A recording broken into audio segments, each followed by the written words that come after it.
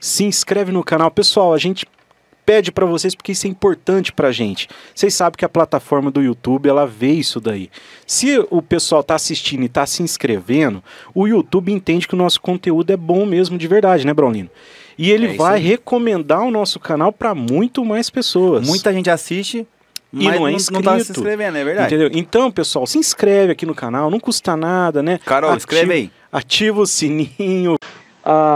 Ele foi militar, ele foi um jovem comum, ele namorou, né? Eu tenho até tá gravado isso, depois manda o polizinho, ele vê se... Ele falou que ele namorava uma menina e ele ganhava $12 por mês. E ele se encantou por uma menina e convidou ela para um baile, né? Era um baile, né? E ele gostava, ele falava, eu gostava muito dela. E aí, quando terminou o baile, ele convidou ela para comer um lanche, comer um hambúrguer, um McDonald's. Ele falou, eu convidei por educação. E ela aceitou. Tipo, quando ele fala que aceitou, ele já falou triste, sabe? Eu falei, mas ela aceitou, né? E ele pegou, e o dinheiro era do irmão dele, ele precisava devolver o dinheiro pro irmão dele. Ele falou que ele tava com muita fome, mas o dinheiro dava para um lanche, né? Mas tinha que devolver troco pro irmão. Então ele chegou lá e falou, você quer um hambúrguer? Ele falou, eu quero um hambúrguer e uma Coca-Cola.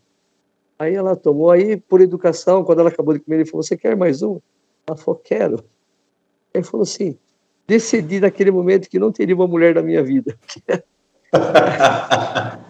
Não ia sustentar uma mulher pro resto da minha vida, vou ser padre. Ele contava isso aí com tanta alegria. Que legal. E realmente, né, uma vez acho que já estava com uns 90 anos, eu falei, padre, alguma vez o senhor tomou alguma cantada de uma mulher? Ele falou, muitas. Ele falou assim, sempre tem uma viúva que acha que um padre é a solução para os problemas dela. Eu falei, e aí? Ele falou, não quero, mulher do trabalho. Uma vez estava terminando um retiro, né, e ia ter uma missa de encerramento. Não, era um sábado. E teve 2 casos nesse sábado. Uma mulher veio falar comigo e falou assim, Geraldo, eu precisava conversar com o padre. Eu estava trabalhando, ajudando ele nessa parte cuidando das coisas dele. Não era sacristão, eu gostava de cuidar das coisas dele porque ele falava assim, vamos ter missa? Eu falava, vai. Então prepare as coisas. Então eu estava preparando. A mulher chegou para mim e falou assim, Geraldo, eu precisava conversar com o padre. Você é confissão? Ela falou, não. Ele falou, meu marido me largou há 19 anos, eu continuo católica, mas há 19 anos que eu não comungo, porque na minha paróquia o padre já me tirou da fila várias vezes da comunhão, e eu precisava conversar com o padre a respeito disso. Eu falei, tá bom. Aí eu falei, padre, tem uma mulher que quer conversar com o senhor. Ele falou, confissão depois da missa. Eu falei, não, padre, não é confissão. O marido dela largou dela, 19 anos, tal, e ela continua católica, e ela gostaria de falar com o senhor sobre comunhão. Manda ela falar comigo. Eu fiquei assim relativamente perto, né, do altar ali. Ela sentou, né, ele punha a mão assim, começou a conversar com ela, e eu escutei ele falou assim, é claro que pode, a comunhão é entre você e Deus, não é entre você e o padre. Esse padre é um hipócrita, né? A palavra hipócrita para ele era o pior palavrão que ele falava. Esse padre é um hipócrita. Claro que você vai comungar. Aí a gente começou a preparar a missa e ele tinha uma única estola verde e a batina dele, a paraquedas lá, né? Aí era a época da quaresma. Aí uma mulher, essas mulheres que sabem tudo de paramento, tudo, ela falou, padre, o senhor tá com a roupa errada, com a estola errada. Ele falou assim, eu estou com a estola errada? Ele falou, a quaresma é roxa. Aí ele olhou para ela e falou assim, quem é o padre? Sou eu, padre, então eu uso a cor que eu quiser. Você lembrou disso? Aí ela foi arrumar a roupa dele lá e não acabava de arrumar. Ele falou, por isso que padre não se casa, a missa não ia começar nunca, que ela estava lá arrumando a golinha dele.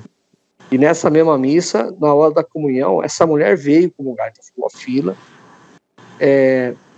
Eu me lembro, assim, nitidamente, a comoção que tomou conta daquele ambiente.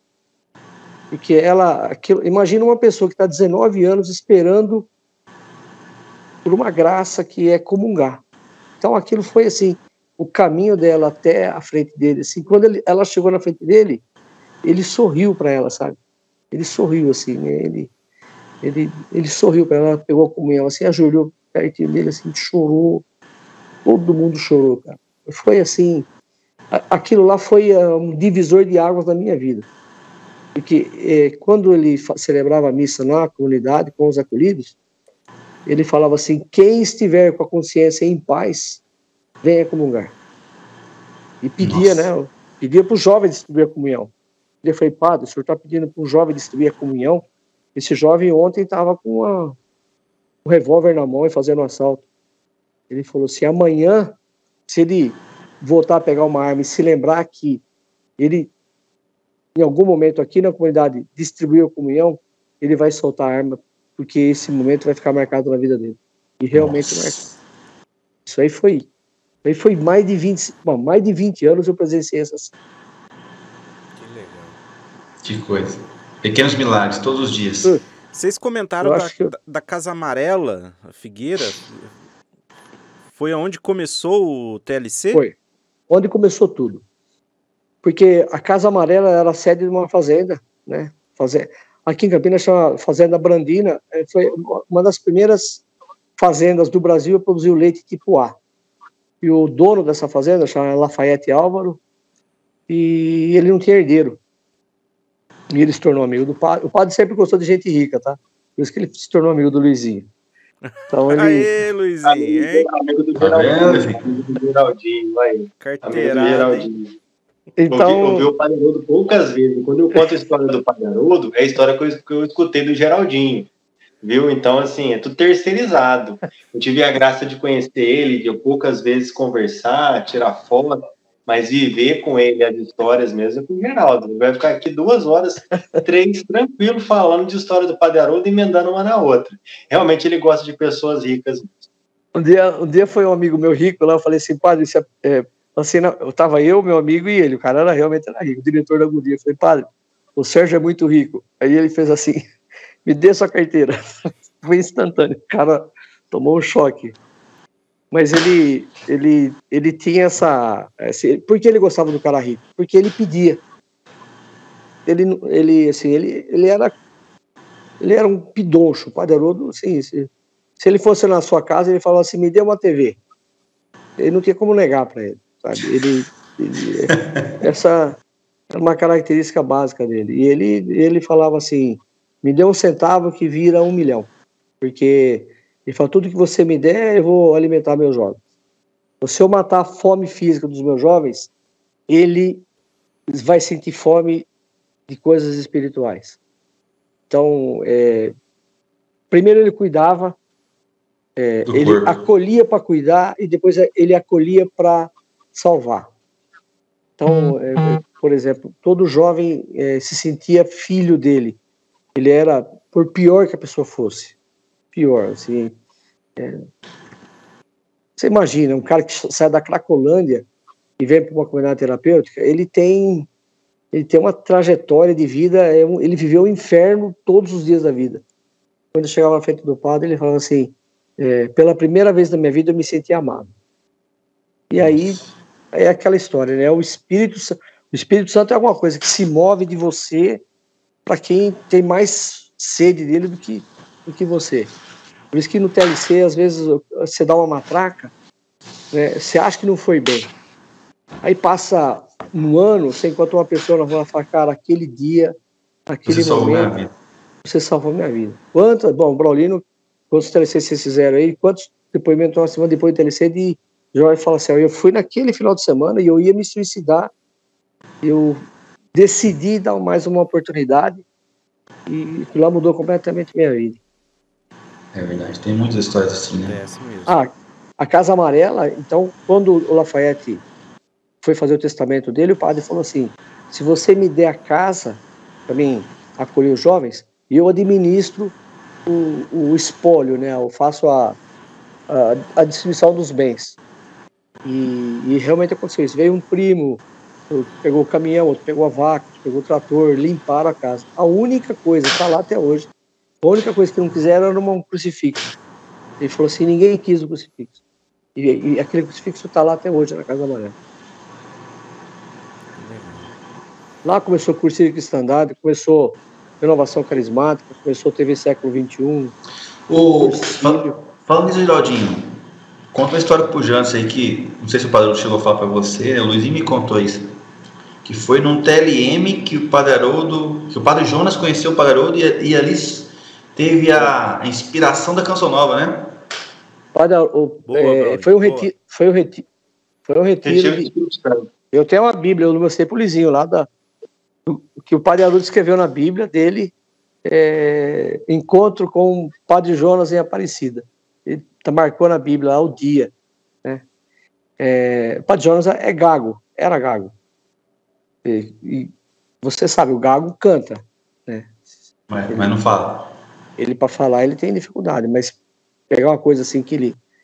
E teve um retiro, um TLM, né? Então estava lá o Padre Jonas, provavelmente estava o Padre Zezinho, e o padre já tinha uma fama de batizar no Espírito, né? Era o batismo no Espírito. Até o Júlio pediu para ser batizado no Espírito, o padre deu um pontapé na bunda dele e falou, você não sabe o que você está me pedindo, porque não é batizar no Espírito, fui batizado no Espírito, o que vem com esse batismo, né? Então formou uma fila de pessoas lá, né, de pessoas que queriam ser batizadas no Espírito. O Padre Jonas contou isso aí até no velório do padre. E quando o Padre Jonas chegou na frente dele, ele falou, padre, eu queria que o senhor me batizasse no Espírito. E o Padre Haroldo batizou, era uma coisa assim muito, muito intensa, muito, muito pessoal. E tem até um livro, né, Sereis Batizados no Espírito, que foi, durante muito tempo, foi assim, um dos livros mais usados por todos os retiros, etc., por padres e religiosos. E o Padre Jonas pediu, o Padre Haroldo fez o batismo dele no Espírito, e o Padre Jonas não sentiu nada. Foi pro quarto dele e não conseguiu dormir. Ele não conseguia dormir, ficou pensando, não conseguiu dormir, e por volta de 2 horas ele acordou, saiu da cama, pegou o violão dele e começou a tocar uma música que soava na cabeça dele. E no outro dia cedo, né, ele falou, o Padre Haroldo foi conversar com ele e falou, como você está? O padre, eu não dormi, não veio nada na minha cabeça, e foi apenas, em determinado momento da noite, eu peguei meu violão e comecei a tocar uma canção. O padre falou, que canção era essa? Ele falou, era uma canção nova. Nossa! E aí começou. E aí foi... O padre teve sempre uma característica assim, do tipo, alguma coisa que ele começava e tinha... E delegava, vamos pensar assim. Isso aí, Ebrolino, foi tudo. Por exemplo, ele encontrar com o Luizinho, com o Ebrolino e Batatais, ele fala, pronto, Batatais sabe quem faz dois. Isso? Sabe quem faz muito disso para o Padre Haroldo? Aí, ó, Luizinho. É cheio de inventar moda para nós, mas inventa, passa para frente e vaza. E ele é o Padre Fábio de Mello, né? Só olha. É o Fábio de Mello, Luizinhos de Mello. Então, por exemplo, ele quando o Padre Jonas começou, era o embrião da renovação carismática, bem o embrião. E aí o Padre Jonas não era, o Padre Jonas tinha muita bagagem espiritual, começou a renovação carismática, é o que é hoje a Canção Nova. Aí teve Padre Zezinho, teve Padre Irala, que é jesuíta também, aí vem Padre Marcelo, vem todo, até o Padre Fábio de Mello foi telecista, Dom Bruno Gamberini, que foi bispo aqui. Assim, o padre que queria que a igreja dele tivesse cheia de jovens com música, com missa feliz, e se inspirava no Padre Haroldo. Quem colocou a música nas missas do Brasil foi o Padre Haroldo. Padre Haroldo, Padre Zezinho, pode ver, Padre Zezinho.